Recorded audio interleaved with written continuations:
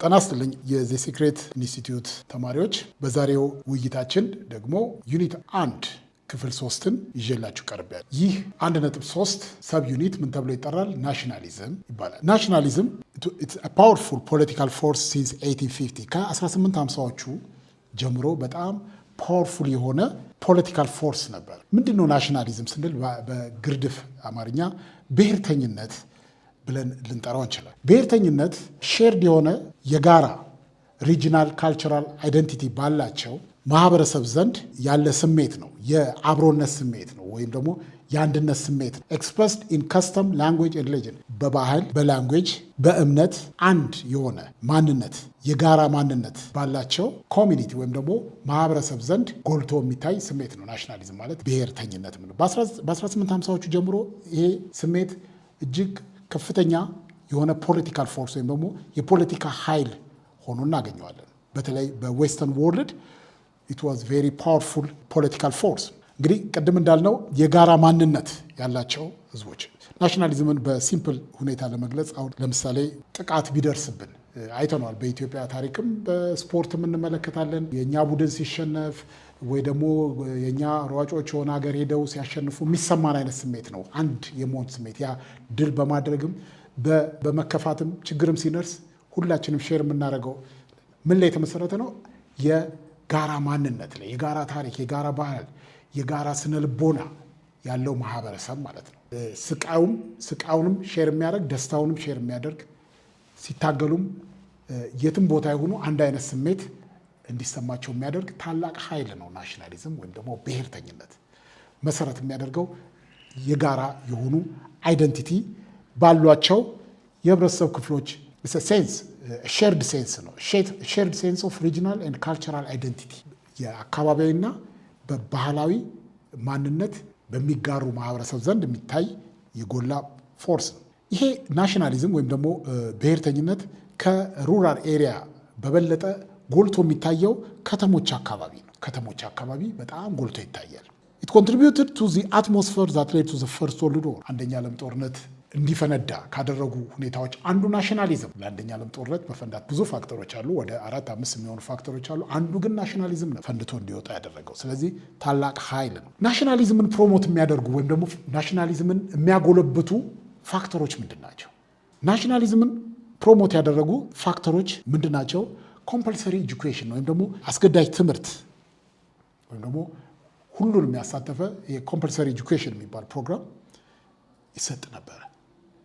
በዚህ ውስጥ ፓትሪዮቲዝምን ኢንከልኬት ይደረግ ነበረ። ከህፃንነታቸው ጀምሮ የአርበኝነት ስሜት እንዲሰማቸው ስለ ታሪካቸው፣ ስለ ባህላቸው፣ ስለ ተጋድሏቸው፣ ስላገኙት ድል፣ ስለ አለፉበት የታሪክ ውጣ ውረድ፣ ስለ ጀግኖቻቸው ያስተምሩበት። ስለዚህ ይሄ ኮምፐልሰሪ ኤጁኬሽን የፓትሪዮቲዝም ወይም ደግሞ የአርበኝነት ስሜት በህብረተሰቡ ዘንድ ለማስረጽ አገልግሏል። ይሄ ናሽናሊዝምን ለማጎልበት ወይም ደግሞ ፕሮሞት ካደረጉ ሁኔታዎች አንዱ ነበር። ሁለተኛው ሚሊተሪ ሰርቪስ ነበረ። ወታደራዊ አገልግሎት ኮምፐልሰሪ ሚሊተሪ ሰርቪስ ወይ ደግሞ ኮንስክሪፕሽን ነበር። የብሔራዊ ውትድርና አገልግሎት እንዲሰጡ ይደረጉ ነበር። ዜጎች የወታደራዊ አገልግሎት እንዲሰጡ። በዛ ወታደራዊ አገልግሎት ውስጥ ሌላ የአርበኝነት ስሜትና ለአገር ለህዝብ ሎያል መሆን ወይም ደግሞ ታማኝ መሆን የሚሉ መንፈሶችን ወይም ደግሞ ኮንዲሽንስ ህዝብ ውስጥ የማስረጽ ስራ ይሰራል። ለአገር መስዋዕት መክፈል፣ ለህዝብ መታገል፣ ለህዝብ ራስን አሳልፎ መስጠት የመሳሰሉ እንትኖች በዚህ በሚሊተሪ ሰርቪስ ውስጥ ኢንከልኬት ህዝቡ ማህበረሰቡ ውስጥ የማስረጽ ስራ ይሰራ ነበር። እንዲሁም ቺፕ የሆኑ ኒውስ ፔፐሮች በከፍተኛ ሁኔታ ይሰራጩ ነበር። ጋዜጦች ውስጥ በጣም ፖፑላር የሆኑ በጣም ተወዳጅ የሆኑ ጋዜጦች ይሰራጩ ነበር። ቦዝ ፖፑላር ኤንድ ኤሊት ማንኛውም ኮመኑም ህዝብ የሚጠቀምበትና ደግሞ ኤሊት ወይም ደግሞ ከፍ ያለው የህብረተሰብ ክፍል ይሄ ላቅ ያለው የህብረተሰብ ክፍል የተለያየ ሃየር ስታተስ ላይ ያለው የህብረተሰብ ክፍል ተደራሽ የሆኑ የተለያዩ ጋዜጦች ይሰራጩ ነበር። እነዚህ ውስጣቸው ፓትሪዮቲክ ወይም ደግሞ ናሽናሊስቲክ ፊሊንግ የሚቀሰቀሱ ብሔራዊ ስሜትን ወይም ደግሞ የብሔርተኝነት ስሜትን የሚቀሰቀሱ ኮንቴንት ወይም ይዘት ያሏቸው ነገሮች የሚሰራጩበት ነበር። በከፍተኛ ሁኔታ ሰርኩሌት ያደርጉ ነበር።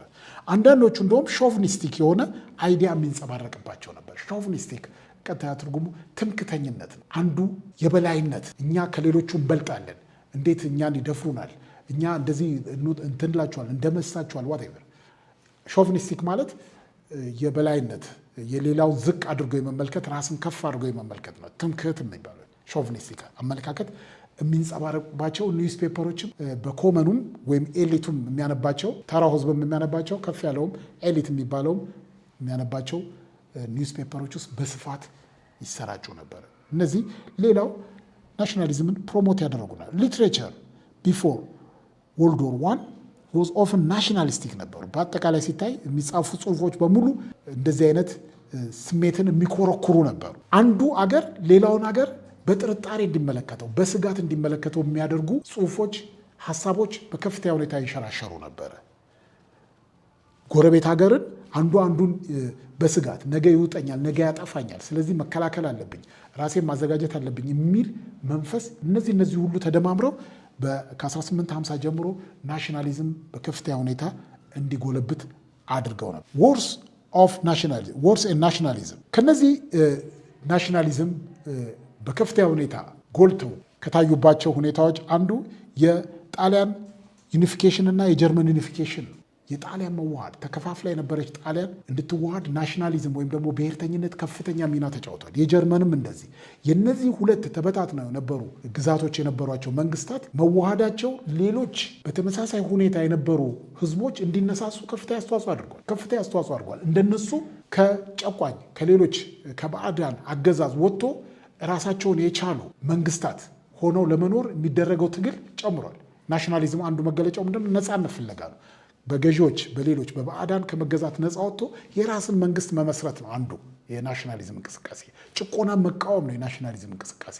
በባዕድ መገዛትን መቃወም ነው። ስለዚህ የዩኒፊኬሽን የጀርመንና የጣሊያን መዋሃድ ሌሎቹንም እንዲነሳሱ አድርጓቸው ነበር። እነዚህ ዩኒፊኬሽን ጦርነቶች ሌሎቹንም አነሳስተው ነበር። ሌላው ናሽናል ሊብሬሽን ሙቭመንት።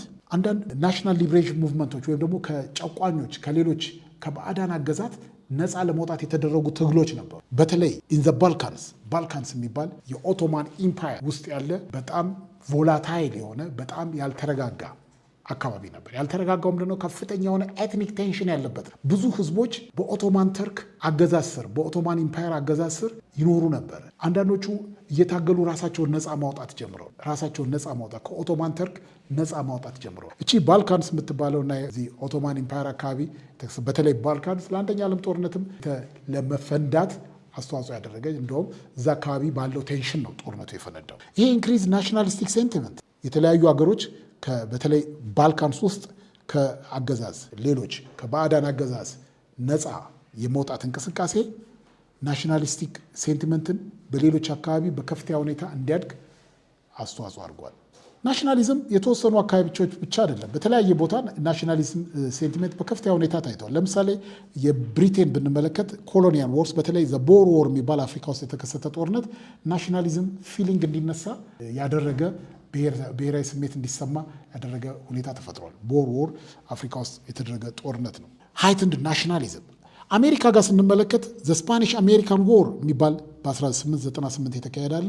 አሜሪካ እዚህ ጦርነት ላይ ድል ማድረጓ ናሽናል ፊሊንግ ናሽናሊዝምን በከፍተኛ ሁኔታ ኢት ቡስትድ አሜሪካን ናሽናሊዝም የአሜሪካን ብሔርተኝነት ወይም ደግሞ ብሔራዊ ስሜት በከፍተኛ ሁኔታ ያጎላ ክስተት ነበረ። ከዚህ ከናሽናሊዝም ጋር በተያያዘ አብሮ የሚነሳ ዜር ኢዝ ዋን ሱዶ ሳይንት የሚባል ሱዶ ሳይንስ ነበር። ሱዶ ማለት የውሸት ሳይንስ ማለት ነው። ምንድነው ይሄ ሱዶ ሳይንስ? ሶሻል ዳርዊኒዝም በመባል ይታወቃል። እንግዲህ ስለ ዳርዊን በባዮሎጂ እናውቃለን። ቲዎሪ ኦፍ ኢቮሉሽን ጋር በተያያዘ ያንን የዳርዊንን ሀሳብ አምጥተው ሶሻል ዳርዊኒዝም የሚል ጽንሰ ሀሳብ ተፈጥሮ ነበር። ሶሻል ዳርዊኒዝም ለናሽናሊዝም የራሱ አስተዋጽኦ አድርጓል። ይሄ አስተሳሰብ ምንድነው? እንግዲህ የዳርዊን ትምህርት ምንድን ነው የሚለው ትክክለኛ የዳርዊን ቲዎሪ ኦፍ ኢቮሉሽን ላይ ዘ ሰርቫይቫል ኦፍ ዘ ፊተስት ኤንድ ዘ ዊዝድሮዋል ኦፍ ዘ አንፊትድ የሚል እንትን አለው። ያንን ወስደው ሱዶ ሳይንቲስት ሶሻል ዳርዊኒዝም የሚባል እንትን አለው ወደ ስቴት አምጥተው እዚህ ላይ ሰርቫይቫል ኦፍ ዘ ፊተስት ጠንካራ የሆኑት ኢመርጅ ያደርጋሉ፣ ደካማ የሆኑት ይጠፋሉ የሚለው ወደ አገሮች በማምጣት አገሮች በስጋት ህዝቦች በስጋት እንዲኖሩ አድርጓል። ስለዚህ ጎረቤት ሀገሮችን ሌሎችን ሀገሮች በጥርጣሬ እና በስጋት ማየት እንዲያዩ አስተዋጽኦ አድርጓል የሶሻል ዳርዊኒዝም። It's a pseudo science promoting the idea of struggle between nations። አቅም ያላቸው ጉልበት ያላቸው አገሮች ሌሎቹን ይደፈጥጧቸዋል፣ ሌሎቹ ይገዟቸዋል። ስለዚህ አቅም የሌለው ከመገዛት ውጪ ምንም አማራጭ የለውም፣ አቅም ለሌለው እየተገዛ ይኖራል የሚል። ስለዚህ this heightened ወይም ደግሞ የናሽናሊዝምን እንትን ቡስት እንዲያደርግ በከፍተኛ ሁኔታ እንዲጨምር አድርጓል። በጥርጣሬ በስጋት እንዲመለከቱ ጎረቤቶች፣ ሌሎች ሀገሮችን፣ ሌሎች ህዝቦችን አድርጓል። claimed that the strongest nations would survive and dominate.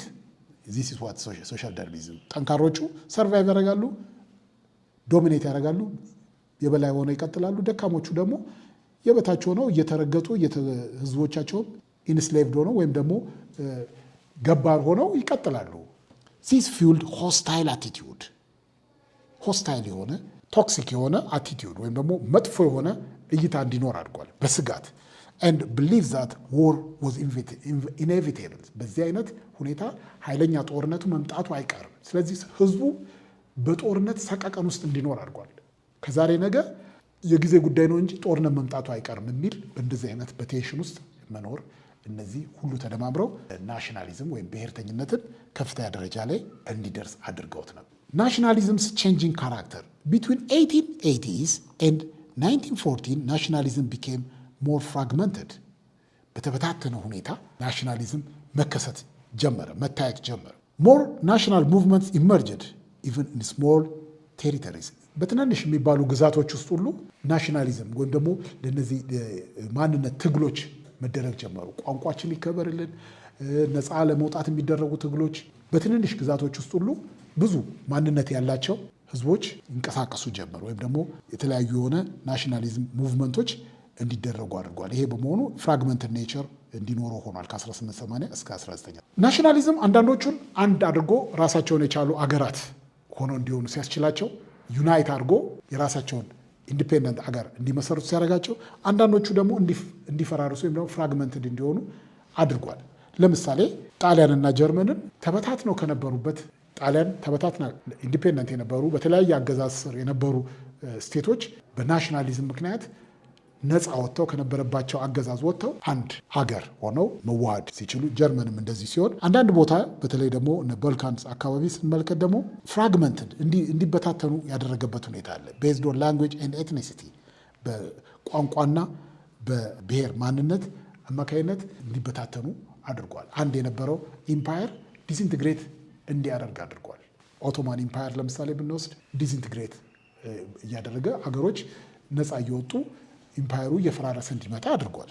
ማይኖሪቲ ናሽናሊቲስ ሶት ላንጉዌጅ ኢኳሊቲ፣ ቋንቋችን ይከበርልን፣ እኩል የእኛም ቋንቋ ተሰሚነት ይኑረው፣ ስራ ላይ ይዋል ኤንሶን የሚሉ ጥያቄዎች መነሳት ጀመሩ። ናሽናሊዝም ኢን መልቲ ናሽናል ስቴትስ።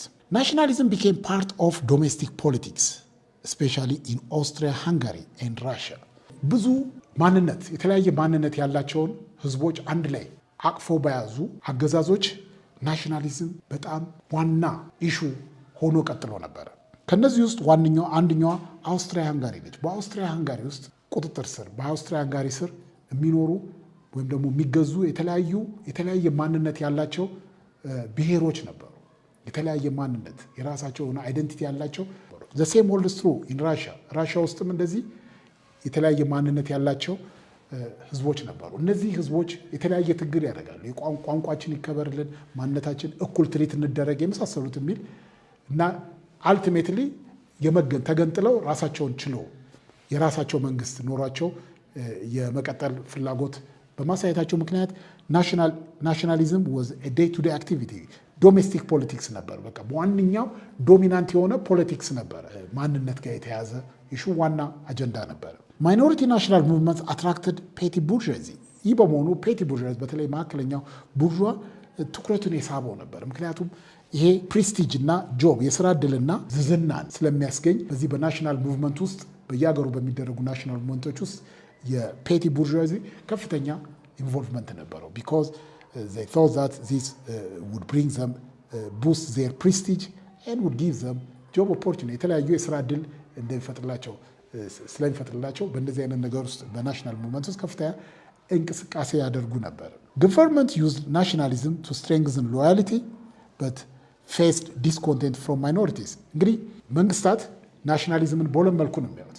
አንዳንዶቹ በመልካም ጎን ይመለከቱታል። ምክንያቱም የአገር አንድነትን ያጠናክራል። ምክንያቱም አንድነት ለማጠንከር ከፍተኛ ጥቅም አለው። ምክንያቱም ሼርድ አይደንቲቲ ያላቸው ለጥቃት አይጋለጹም። ህዝቡ አንድ የማድረግ አቅም ስላለው በዚህ መልኩ የሚወዱት አሉ። አንዳንዶቹ ደግሞ በስጋት የሚመለከታሉ። በስጋት የሚመለከቱት ሌላ ማንነት ያላቸው ህዝቦችን በስራቸው የያዙ መንግስታት ናቸው። ምንድነው የሚፈሩት እነሱ? ዲስኮንቴንት ኦፍ ዘ ማይኖሪቲ የሆኑ በስራቸው ያሉ ማይኖሪቲ የሆኑ ወይም ደግሞ አናሳ ቁጥር ያላቸው የራሳቸው ማንነት ያላቸው ህዝቦች ተቃውሞ ወይም ደግሞ አመጽ ያደርጋሉ የሚል ፍራቻ ነው። ስለዚህ ሁለት አስፔክት ነው ያለው። አንዳንዶቹ በበጎ ጎን ይመለከቱታል። እነዚህ ብዙዎቹ ማይኖሪቲ ኤሌመንት የሌሏቸው ወይም ደግሞ የራሳቸው ማንነት ያሏቸው ሌሎች ህዝቦች በውስጣቸው የሌሉ መንግስታት እንደ ዩኒፋይንግ ፎርስ አድርገው ነው የሚመለከቱ። አንድነትን የሚያጠነክር ኃይል እንደሆነ ሲመለከቱት፣ በስራቸው ደግሞ ሌሎች ማንነት ያሏቸው ህዝቦች ማይኖሪቲ የሆኑ ህዝቦች ያሏቸው ደግሞ በስጋት ይመለከቷቸው ነበር። ናሽናሊዝም ሙቭመንቶችን በተመለከተ ናሽናሊዝም ኢን ዩኤስኤ የዩኤስኤ ናሽናሊዝም ዩኤስኤ ሰክሰስፉሊ አሲሚሌትድ ሚሊየንስ ኦፍ ሚግራንትስ። ልክ እንደ ዛሬ ሁሉ አሜሪካ ያኔ ብዙ ኢሚግራንቶችን ወደ ሀገሯ እንዲገቡ ትፈቅድ ነበር። እንዲህ በማድረግ አሲሚሌትድ ከህዝቡ ጋር ተቀላቅሎ እንዲኖሩ ትፈቅድ ነበረ።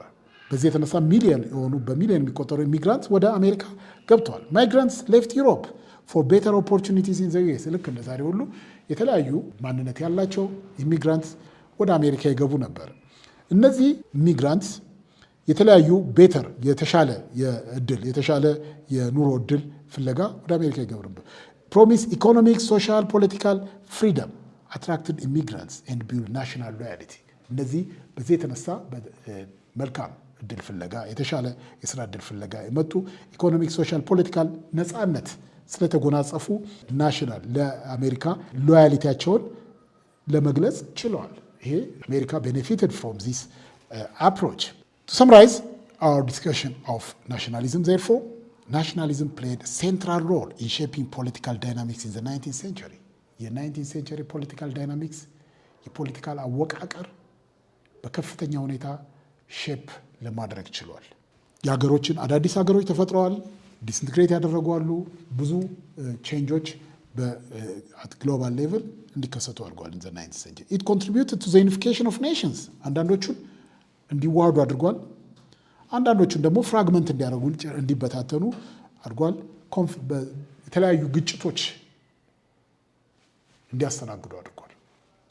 Ultimately, nationalism became a driving force to the First World War።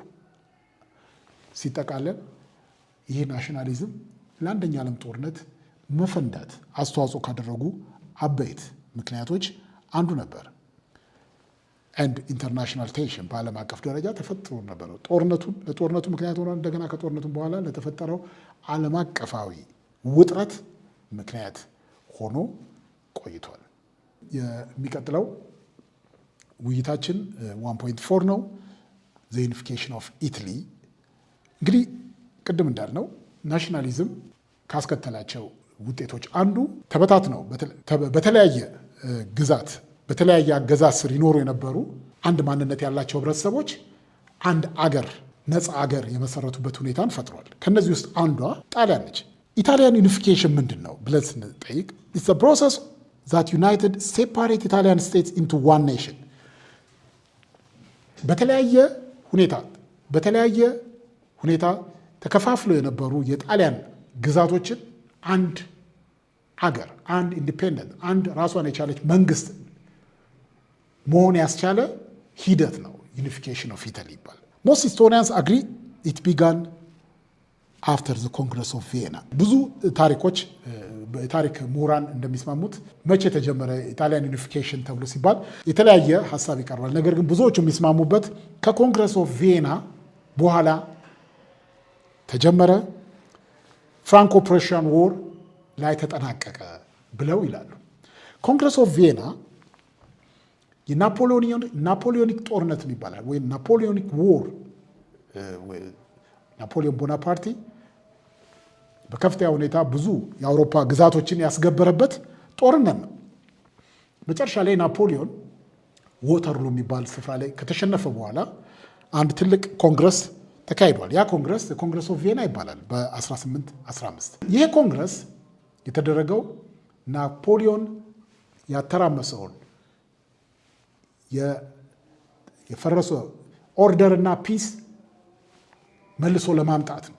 ከዛ በኋላ ምንድነው ኮንሰርቫቲቭ የሆነ ወይም ደግሞ ሁለተኛ ተመሳሳይ እንደ ናፖሊዮን ያለ እንደ ናፖሊዮኒክ ዎር ያለ ሁኔታ እንዳይከሰት ጥንቃቄ ለማድረግ ታላላቅ በወቅቱ ታላላቅ የሚባሉ መንግስታት የተሰበሰቡበት ኮንግረስ ነው 1815።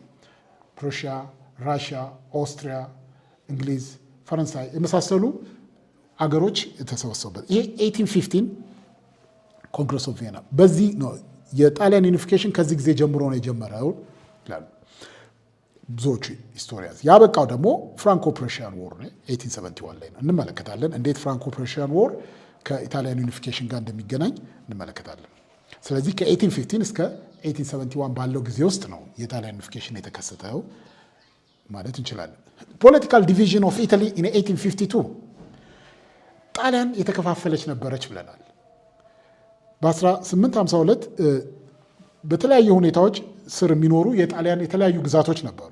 አብዛኞቹ የጣሊያን ግዛቶች በኦስትሪያ ዶሚኔሽን ስር ወይም ደግሞ በኦስትሪያ የበላይነት ስር የነበሩ ናቸው። በቀጥታም ሆነ በተዘዋዋሪ የኦስትሪያ ጫና ወይም ደግሞ የበላይነት የነበረባቸው ነበሩ።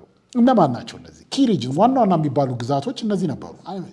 የመጀመሪያው ሎምባርዲና ቬኔሺያ በቀጥታ በኦስትሪያ አገዛዝ ስር ነበር። ፓፓል ስቴት የሚባሉ በፖፑ ወይም ደግሞ በሮማን ካቶሊክ ቸርች ዋና መሪ ፖፑ ስር የሚተዳደሩ ነበሩ።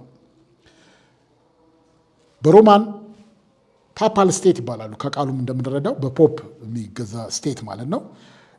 በፖፑ አገዛዝ ስር ቢኖሩም የፈረንሳይ ግን ፕሮቴክሽን ነበራቸው።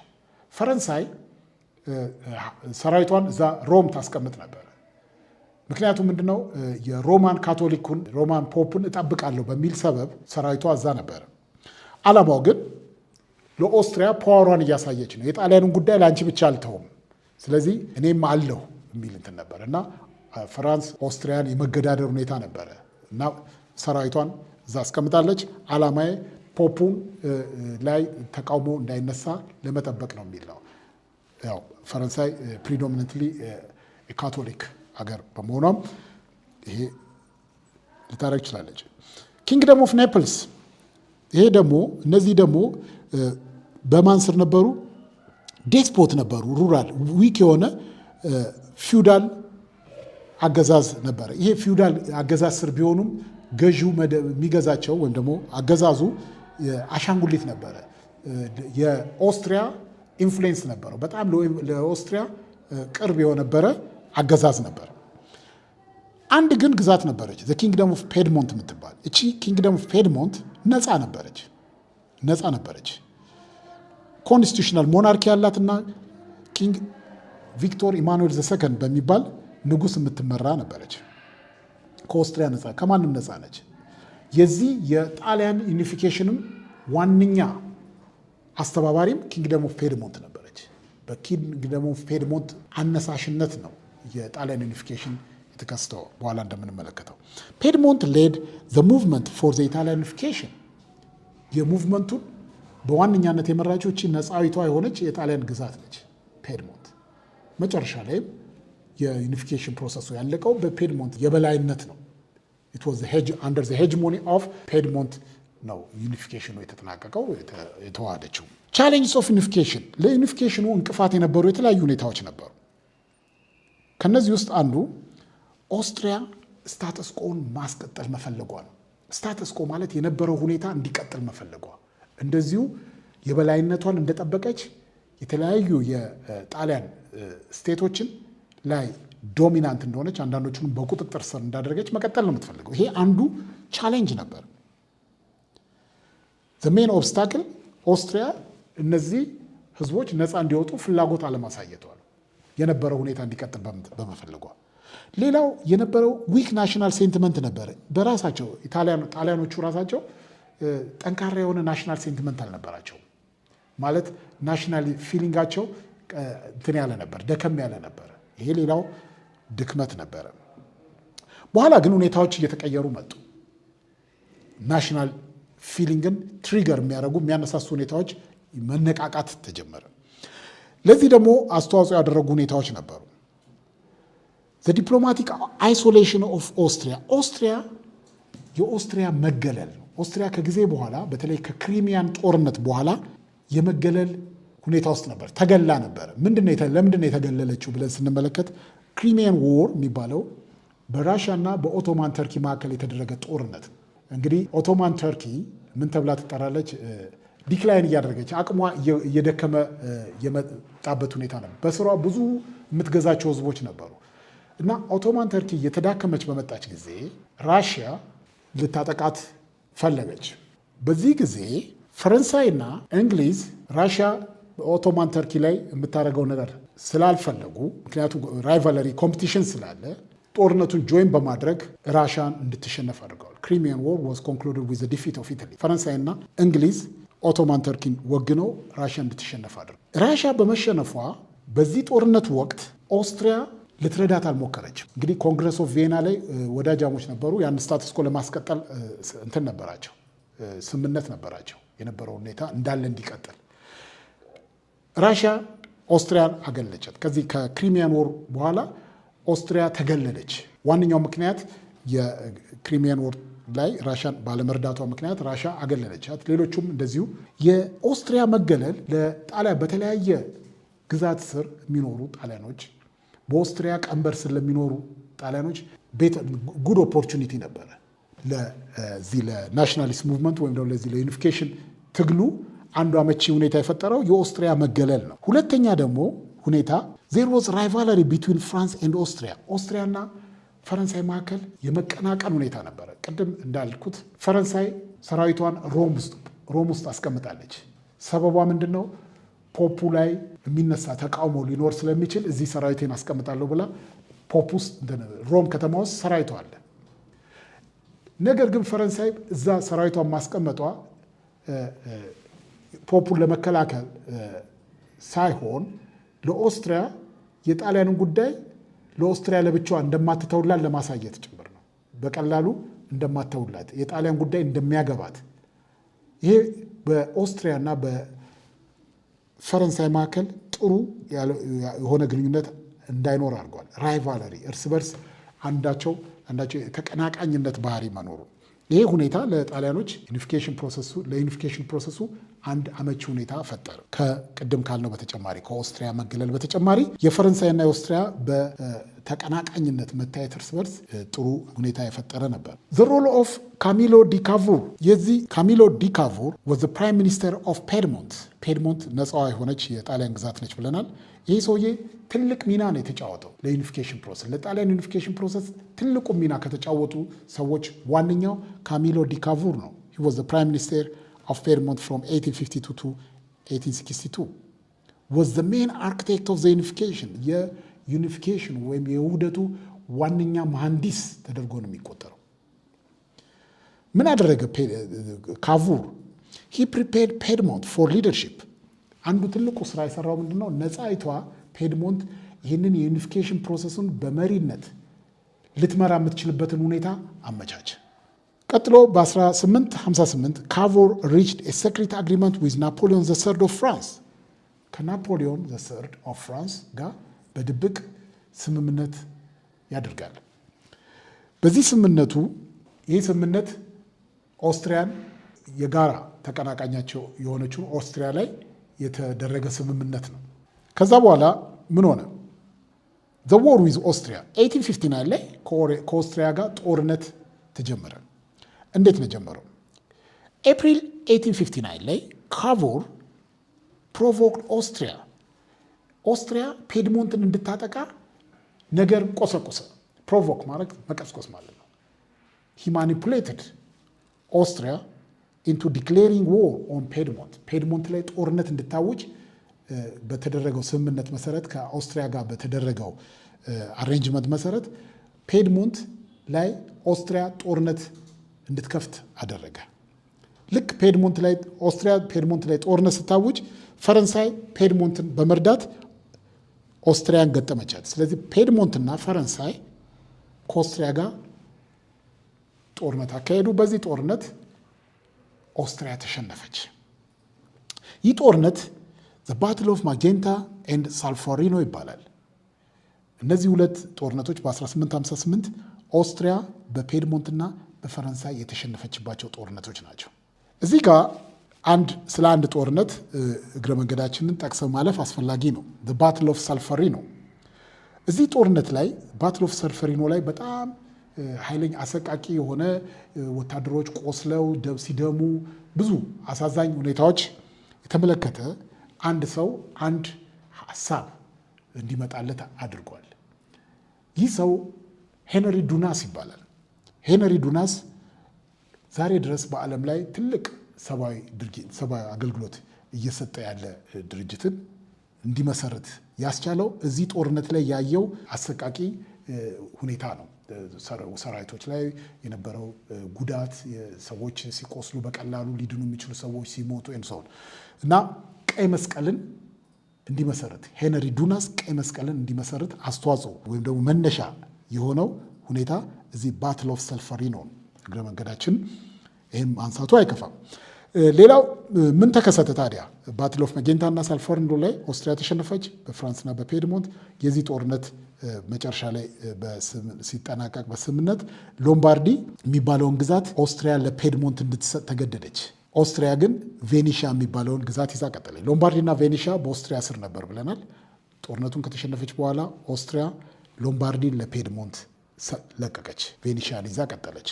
ስለዚህ የዩኒፊኬሽን ፕሮሰሱ ተጀመረ ማለት ነው። ከዛ ዘ ዩኒፊኬሽን ኦፍ ዘ ኖርዘርን ኢታሊ 1859 ላይ አመፅ ተከሰተ። የት?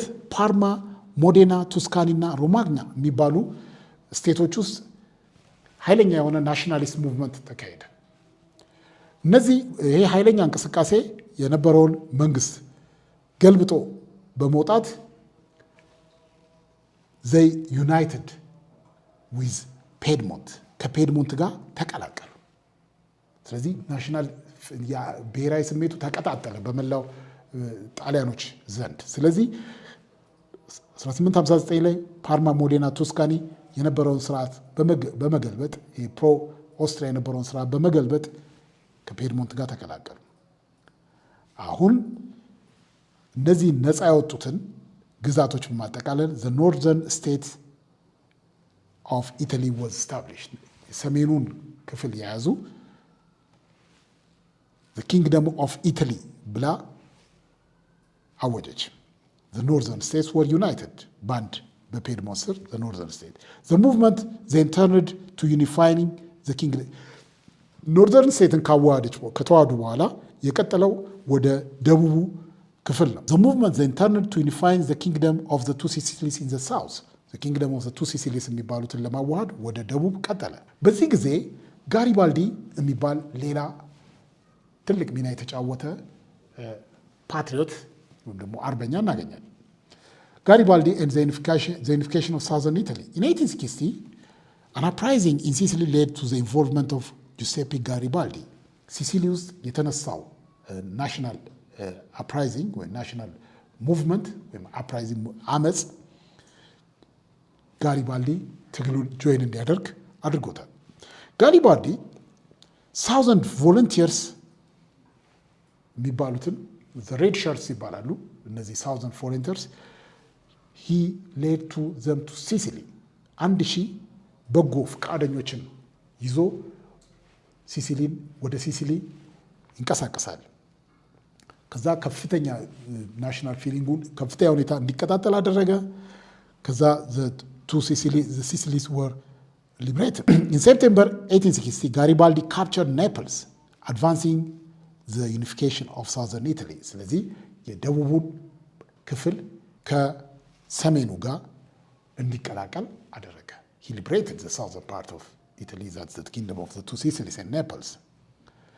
Factors in Garibaldi's success. ለጋሪባልዲ ስኬት ምንድን ናቸው? ዋና ዋና ፋክተሮች ብለን ስንመለከት አንዱ ዘ ሊደርሺፕ ኳሊቲ ኦፍ ጋሪባልዲ ነው። ጋሪባልዲ በጣም ተወዳጅ በጣም ካሪስማቲክ የሆነ ሊደር ነበር። አንደኛ ሂ ዋዝ ስኪልድ ኢን ጎሬላ ዎርፌር በሽምቅ ውጊያ በጣም ስኪልድ ነበረ። ሁለተኛ he had a charismatic personality በጣም ከሱ ጋር ተቀላቅሎ ለመዋጋት ከሱ ጋር ለመሰማራት በጣም በፍቃድ በደስታ ነበረ ወጣቱ ይተም የነበረው እና this is because of his charismatic nature። ሌላው mobilization of the Sicilian masses who hoped for freedom from oppression። ስለዚህ እነዚህ ሁለቱ ፋክተሮች ተጠቅሞ ነፃ ለመውጣት ከፍተኛ ጉጉት የነበራቸውን ሲሲሊያኖችን በከፍተኛ ሁኔታ ናሽናል ፊሊንጋቸው ትሪገር እንዲሆን አድርጓል። የኔፕልስ አርሚ ደግሞ ዲሞራላይዝድ የሆነ ወይ ደግሞ ሞራሉ የላሸቀ በመሆኑ ይህም ለጋሪባልዲ ሰክሰስ አስተዋጽኦ አድርጓል። ፋይናል ስቴፕ ቱ ዘ ዩኒፊኬሽን። ዩኒፊኬሽኑ ታዲያ መጨረሻ ላይ እንዴት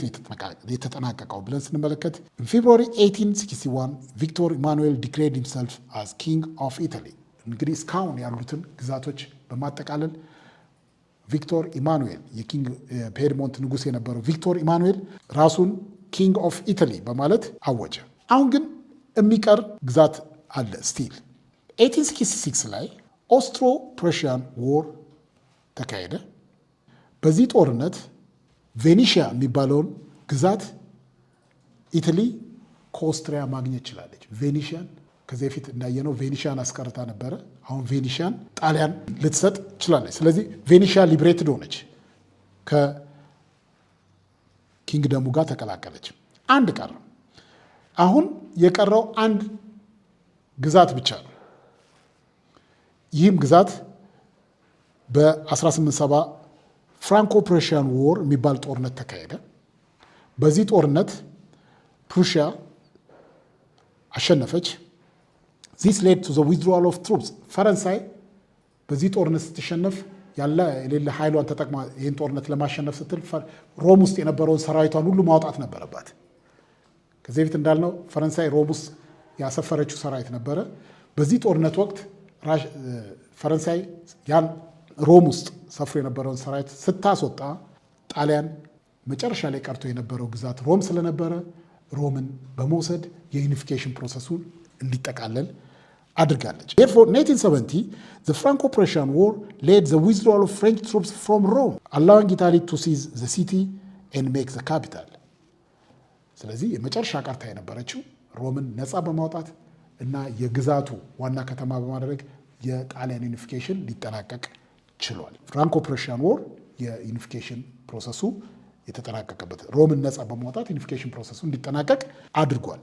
እነዚህ ናቸው እንግዲህ ካቡር ይሄኛው ነው። ጋሪባልዲ ቀኝ በኩል የምትመለከቱት ኮፍያ ያደረገው ነው። To sum up our discussion, the unification was achieved through diplomacy, war and popular movement። እንግዲህ ካቡር የተጫወተውን ዲፕሎማሲ አይተናል። ዲፕሎማሲ ትልቅ ሚና ተጫውቷል። ናፖሊዮን ዘሰርድን የማሳመን ስራ ተሰርቷል። ከፕሩሺያ ጋር እንደዚሁ አሬንጅመንት፣ እነዚህ የዲፕሎማቲክ ስራዎች ናቸው።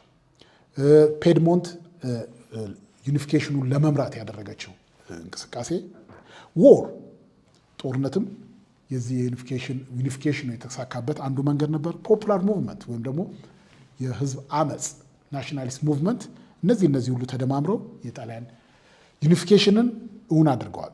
Italy became a unified nation by 1871. 1871 the unification of Italy was completed, transforming the political landscape of Europe and ናሽናሊዝም ውጤት የሆነው የዩኒፊኬሽን ኦፍ ኢታሊ አንድ መሳካት አንድ አውሮፓ ውስጥ አንድ ትልቅ ፖለቲካል ትራንስፎርሜሽን ፈጥሯል። With this we complete our today's discussion. Thank you.